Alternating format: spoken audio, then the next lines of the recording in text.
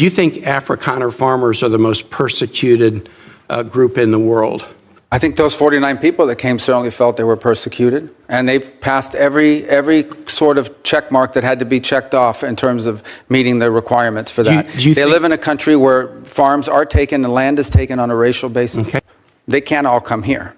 And we had refugee programs. So why prioritize Afrikaner farmers? Well, because it's a small subset. It's a new issue, and the president identified it as a problem and wanted to use it as an example. But that's different from having these refugee programs that were basically spending money to put people up in communities and accommodate them, and it was acting as a magnet. Millions of people in this country illegally, and today the border is sealed. Welcome back to MAGA Capital, the channel that exposes the truth, defends America First policies, and challenges the radical left's hypocrisy every single day. Make sure to like, comment, and subscribe, because what we're about to discuss reveals just how broken and politicized our immigration system has become. Today, we're talking about one of the most infuriating and absurd moments in recent congressional hearings. A full-blown meltdown over the idea that Afrikaner farmers from South Africa, a persecuted minority, were given expedited refugee status in the United States. Apparently, that was just too much for some Democrats to handle. Let's break this down. The United States refugee program has historically focused on assisting those fleeing communism, religious persecution, or war-torn nations. We've welcomed Cuban dissidents, Soviet Jews, Vietnamese refugees, but never, not once, created a program for persecuted white South African farmers. That is until now. And when it finally happens, when the Trump administration rightly recognizes that these farmers are facing violence, land seizures, and political targeting, we get outrage from the left. Outrage. Why? Because these refugees happen to be white. During the hearing, the secretary is grilled over why Afrikaner farmers were prioritized. And you know what? He defends it well. Farms are being burned. People are being killed. That's persecution. That's what refugee protections are for. Yet the left argues that this isn't valid persecution. Why? Because it doesn't fit their narrative. One senator even reads off a list of other persecuted groups around the world. Uyghurs, Rohingya Muslims, Cubans, Venezuelans, asking why they're not prioritized. But here's the kicker. The left shut down refugee programs for those people too. They were the ones who paused refugee admissions entirely. So their sudden concern isn't compassion, it's political theater. Let's watch the full Senate hearing, and I'll be giving my full response and reaction afterwards. Thank you. Senator Kaine. Thank you, Mr. Chair. Thank you, Mr. Secretary. In response to an earlier question, you sort of posed a question back. What is one thing that has happened during the Trump administration that has strengthened Vladimir Putin's hand in Ukraine, mentioning that the sanctions were still in place? I just would like to introduce for the record an article dated February 28 from NBC News titled "State Department Terminates U.S. Support of Ukraine Energy Grid Restoration." That'll be entered in the record.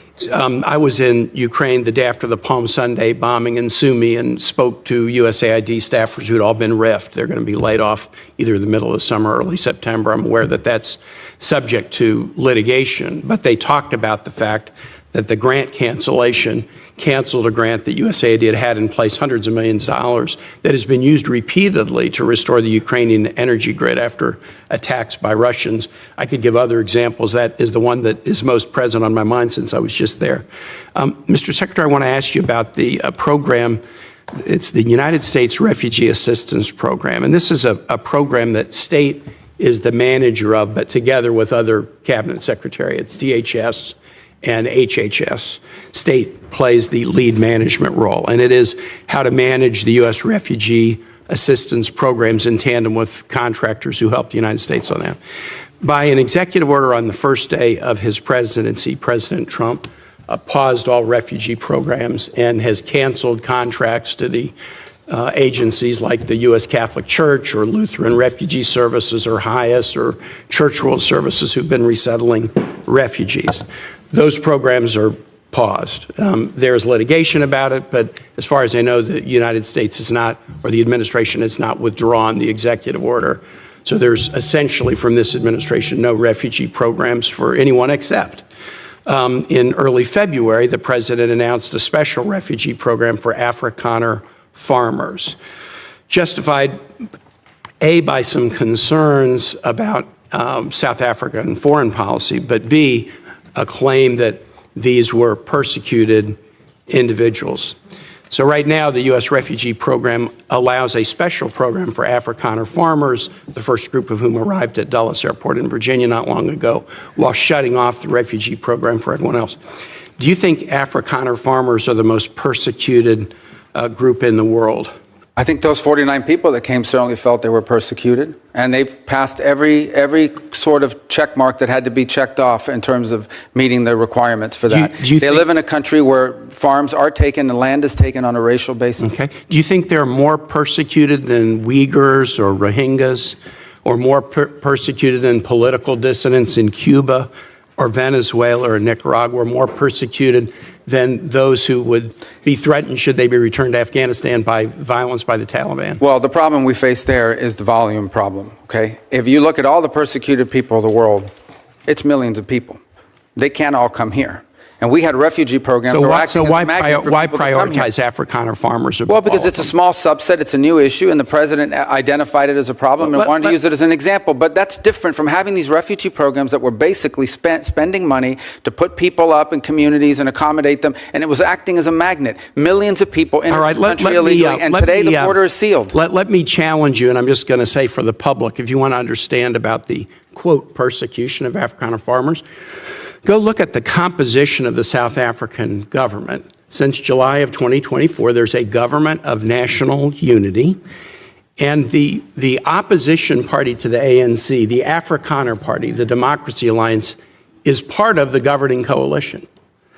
They joined the governing coalition a year ago, and the leader of that party was given the remit of Agriculture Minister, John Steenhuisen. He is the leader of the former Afrikaner Party, still widely representing Afrikaners. He is the Minister of Agriculture in South Africa right now. I assert that this claim that there's persecution of Afrikaner farmers is completely specious. Are you aware ever during the apartheid era in South Africa, did the United States establish a special program to allow South African blacks who were treated as second-class citizens in the apartheid program, a special program so they could claim refugee status in the United States? No, because I was probably in 9th grade or 8th grade at the time. Yeah, well, then I don't expect you to know. I'll just tell you, never has there been a program, a special program for Africans to come in as refugees to the United States. We've allowed special programs for people being persecuted for their religion, Soviet-era Jews. We've allowed special programs for people fleeing from communism, Cuba, Vietnam, the Soviet Union. We've never allowed a special program to allow Africans into the United States in an expedited refugee status until now. Afrikaner farmers living in a nation governed by a government of national unity that includes the main Afrikaner Party. And actually, an even more right-wing Afrikaner Party is also included in the coalition government. Now, would you agree with me, Mr. Secretary, that if we're interpreting the statutory phrase, a well-justified fear of persecution, we should try to do that in an even-handed way? I think we should try to do that in the interest of the national security of the United States. So okay, I agree with you too. We should.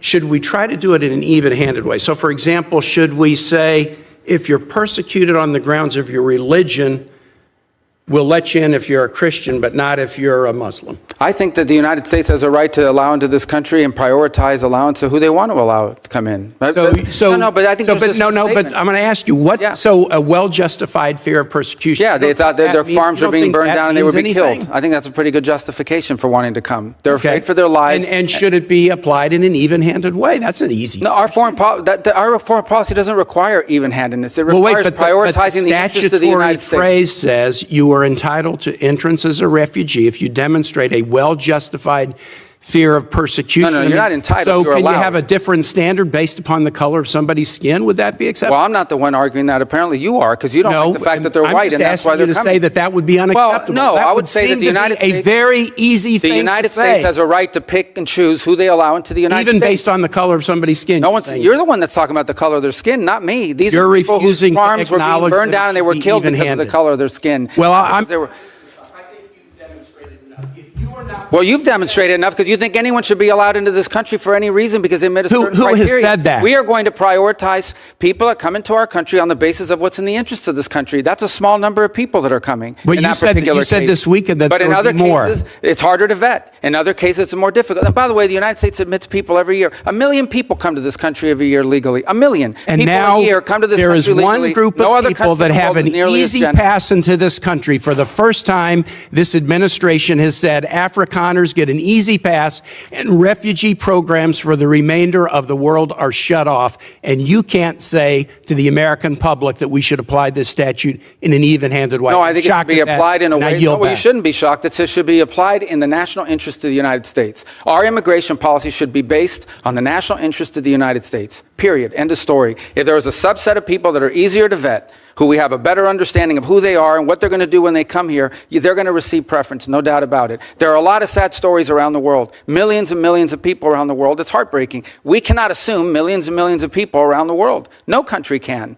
So you have to have a process of deciding who do you prioritize, who do you allow in. We do it all the time. We do it in our immigration system now under our current laws. Unfortunately, it's primarily based on family connection and not on what they're going to contribute to the society from a merit standpoint. That should be changed, but that'll require statutory changes. But the bottom line is, this notion that somehow we have to accept anyone who wants to come to the United States is absurd. No country in the world has an immigration policy like that. And no one is arguing that we should. I yield back, Mr. Chair. They also tried to paint this as racial favoritism. That's the most dishonest, race-baiting argument we've heard in a long time. The Afrikaner program is a tiny, limited-use example of what our refugee system should do. Help real people facing real danger. It doesn't take away from anyone else. It doesn't change our values. It reinforces them.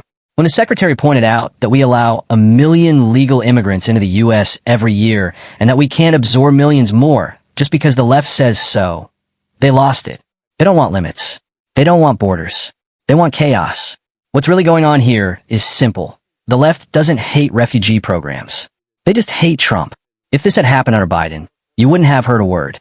But because it's a policy that came from Trump and benefits people who aren't politically useful to them, they cry foul. Here's the truth. America has the right and the duty to prioritize immigration policies that serve the national interest. That includes helping people who are being killed for their race, their land, and their faith. And yes, even if they're white. The color of someone's skin should never determine whether they get protection from death. To those Democrats attacking this program, where were you when South African farmers were slaughtered? Where was your outrage when Biden halted refugee admissions for everyone?